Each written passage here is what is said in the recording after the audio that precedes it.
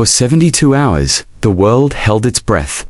Not a single word, not a press release, not a tweet, not a whisper, just silence. And for those 72 hours, Adama Traoré's voice became the cry of a forgotten people. It began on a scorching Tuesday morning. In Tel Aviv, the streets were loud, bustling with life. The usual background to a nation that had grown used to conflict. But that morning, a different kind of battle was being waged, not with rockets or rifles, but with memory, justice, and a voice that refused to be silenced.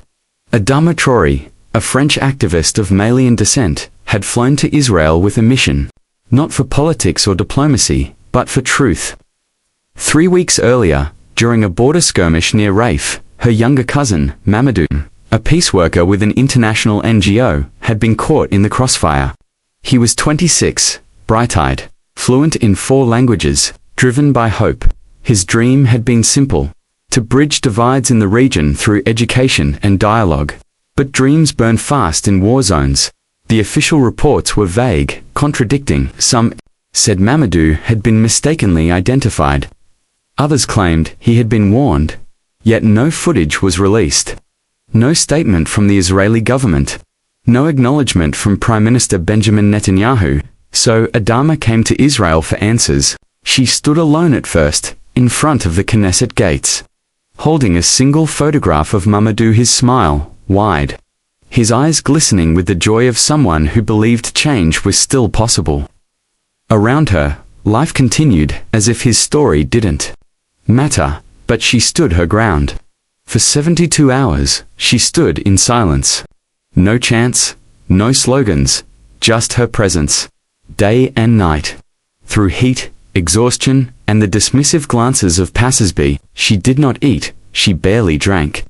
Each hour was a battle against the grief clawing inside her.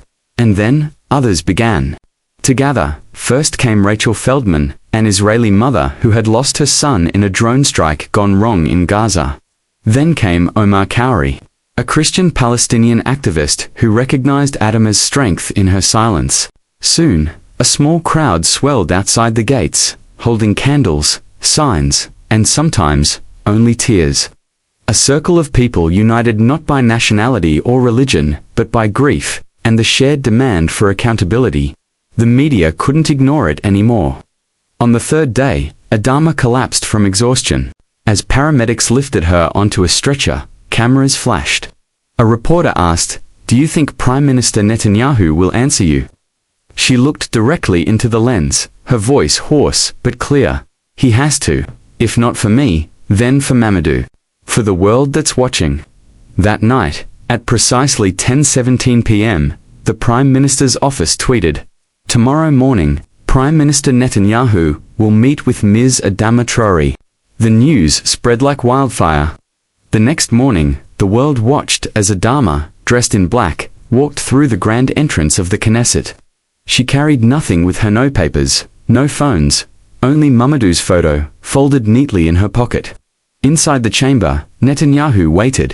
His face was composed, the politician's mask well practiced. But as Adama began to speak, first softly, then with rising emotions, something shifted. She told Mamadou's story. His love for both sides of the conflict. His belief that dialogue could heal what war had broken. She spoke of his fear, how he'd called her days before his death, worried that tensions were escalating. She spoke of the bullet that found him, despite the neon vest that screamed civilian. And then she paused, looked directly at Netanyahu. "I am not here to condemn your people," she said. "I am here because Mamadou believed they could be better, that we all could be. But belief must be matched by courage. Do you have the courage to say his name?" There was a long silence. Then Netanyahu spoke. His voice, though steady, carried weight.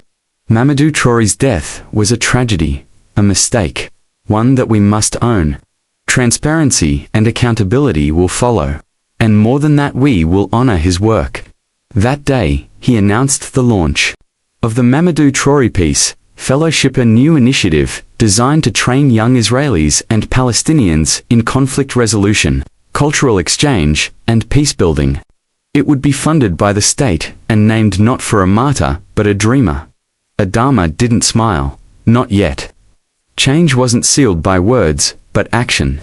Still, as she stepped out of the chamber into the golden light of the Israeli morning, the crowd waiting outside erupted in applause, not for victory, but for perseverance. She stood again, not in silence, but in purpose. Weeks later, she returned to France. At her community center in the suburbs of Paris, she painted a mural of Mamadou, surrounded by children from different backgrounds. Underneath, in bold letters, "Peace is louder than silence." The message spread across continents.